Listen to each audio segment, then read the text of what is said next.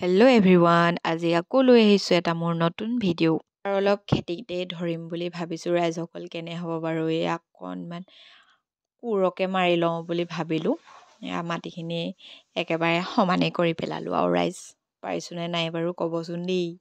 মাটিখিনি ধুনীয়াকৈ সমান কৰাৰ পিছত মই এনেকৈ পাতি কৰি লৈছোঁ। যিহেতু মই এইবাৰ ভোট জলকীয়া খেতি কৰিম বুলি ভাবিছোঁ। কিমানখিনি পাৰোঁ নাজানো আৰু ৰাইজসকল আপোনালোকে জনাবচোন কেনেকৈ ভোট জলকীয়া খেতি কৰিব লাগে। যিমানখিনি পাৰোঁ কৰিম বাৰু। তাৰপিছত এয়া মই এতিয়া গোবৰ মাটি দি লৈছোঁ। এনেকৈ প্ৰায় 2 ফুটমানৰ আঁতৰত মই এটা পুলি ৰুম।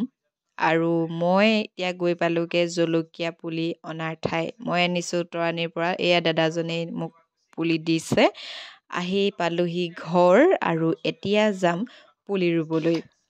শাহুৱে ধুনীয়াকৈ পুলিকেইটা ৰুই দিছে আৰু ময়ো ইফালৰ পৰা ৰুই আহিম। এতিয়া অকণমান গোবৰ মাটি মই সকলোতে মিহলাই দি আছোঁ। জলকীয়া পুলি ৰুই প্ৰায় গধূলিয়ে হ'ল আৰু মই এয়া কলপটুৱা দি দিলোঁ। আন্ধাৰেই হৈ গ'ল পূৰা আৰু পানীও দি ল'লোঁ। আজিৰ ভিডিঅ'টো ইমানেই আছিল। আকৌ পুনৰবাৰ লগ পাম।